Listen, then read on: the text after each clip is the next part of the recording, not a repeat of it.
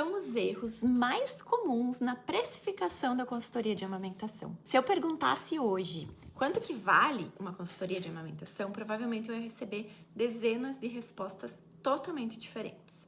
Mas talvez essa seja a pergunta errada. O maior problema na precificação das consultoras não costuma ser a dificuldade de definir um valor, e sim a falta de clareza sobre aquilo que realmente está sendo vendido.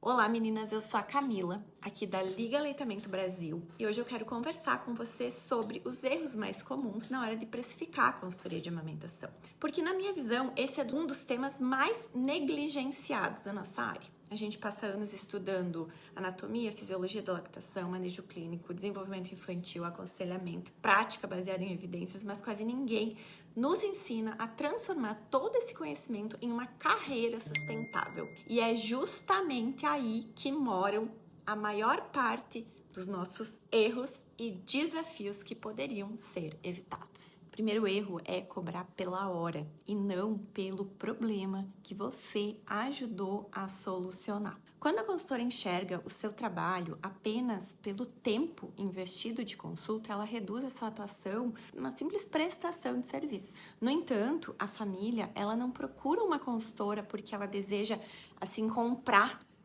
lá uma hora na sua agenda. Ela procura porque ali existe uma dor, ali existe uma dúvida, uma insegurança que está impactando fortemente na sua vida. O valor, então, ele não está no relógio, mas na capacidade de avaliar, de escutar, de interpretar, de conduzir aquele caso. E esse trabalho ele começa muito antes da consulta propriamente dita e termina muito depois que ela encerra no presencial ou online.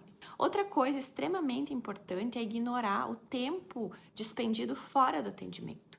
Muitos profissionais calculam os seus preços considerando apenas o momento da consulta e deixam de incluir o estudo para aquele caso, os cursos, as certificações, o deslocamento, a documentação, a elaboração do plano, a comunicação com os outros membros da equipe, as reavaliações, as horas dedicadas na análise do segmento daquele caso. Quando tudo isso fica fora da conta, o resultado costuma ser o mesmo, uma agenda cheia acompanhada de uma sensação constante que o trabalho não compensa. Também vejo com uma certa frequência o erro da comparação.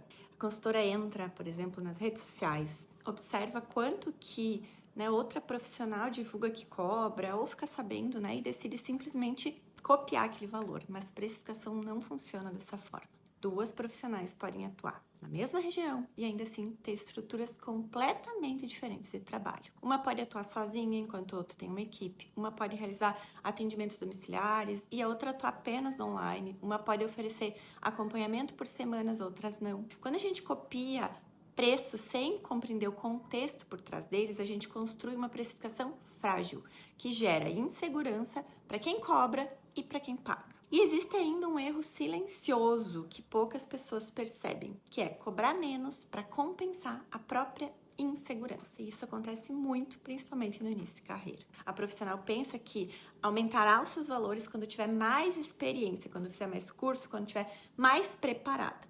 O problema é que a insegurança raramente desaparece por completo. E quando a precificação ela é construída em cima dessa sensação, ela quase sempre fica abaixo do que realmente deveria estar.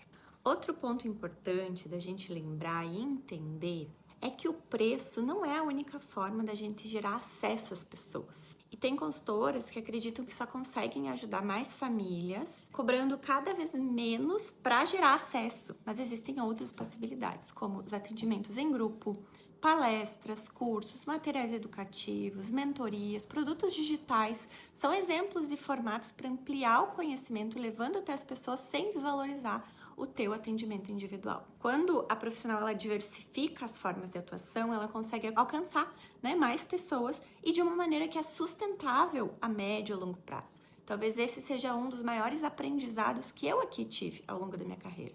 Precificação não é apenas uma decisão financeira, ele também é uma decisão sobre o teu posicionamento.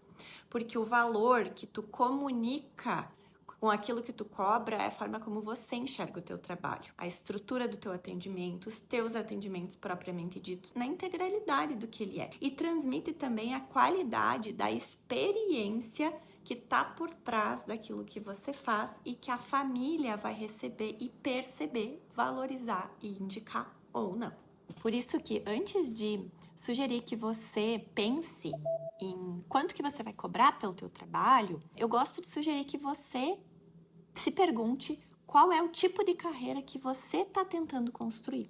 Porque uma carreira que ela é sustentável na nossa área, ela exige muito mais que a paixão pela amamentação, que isso eu sei, a gente tem de sobra. A gente precisa de organização, de gestão, de visão de longo prazo e coragem para reconhecer que cuidar de famílias é um trabalho e precisa ser valorizado. E agora eu quero saber de você, qual que é hoje a tua maior dificuldade quando o assunto é precificação? É saber quanto cobrar? É defender o valor ou é acreditar que o seu trabalho merece esse investimento? E aproveite para se inscrever por aqui no nosso canal, porque toda semana a gente traz conteúdos incríveis sobre lactação humana, sobre prática clínica, sobre carreira, sobre se tornar IBCLC e também sobre os bastidores reais da atuação profissional.